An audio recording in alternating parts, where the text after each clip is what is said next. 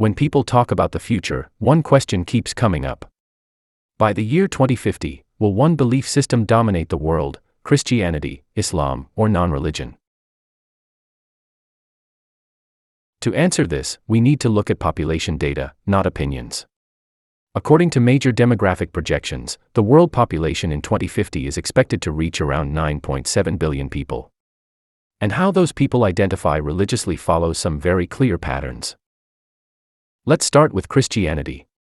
By 2050, Christians are projected to number around 2.9 billion people, roughly 30% of the global population. However, the important shift is where Christians live. Europe and North America continue to decline in religious affiliation, while Africa and parts of Latin America become the new demographic center of Christianity. Now, Islam.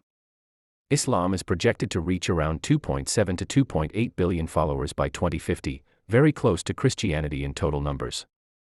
Muslims are expected to make up about 30% of the world's population as well. This growth is driven mainly by younger age structures and higher fertility rates, not large-scale conversion. In simple terms, Muslim populations are growing because more children are being born. Next, Hinduism. Hindus are projected to reach about 1.4 billion people, or roughly 14 to 15% of the global population. Hinduism remains geographically concentrated, mostly in India and Nepal, making it a major regional force rather than a global expansionist one. What about Buddhism? Buddhists are expected to number around 500 million, but their share of the global population will slightly decline. In many countries, Buddhism continues more as culture and philosophy than as active religious identity. Now, let's talk about non-religious populations.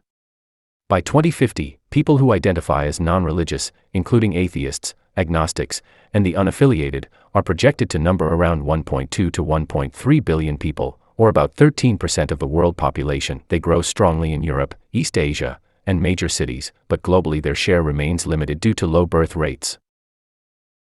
So, will any group dominate the world by 2050? The data says no. Instead, the world is moving toward two major religious populations, Christianity and Islam, strong regional religions like Hinduism, growing but minority non-religious populations, and a global system that is secular in politics, plural in belief. The future isn't about one belief replacing all others. It's about demographic balance, geographic shifts, and coexistence.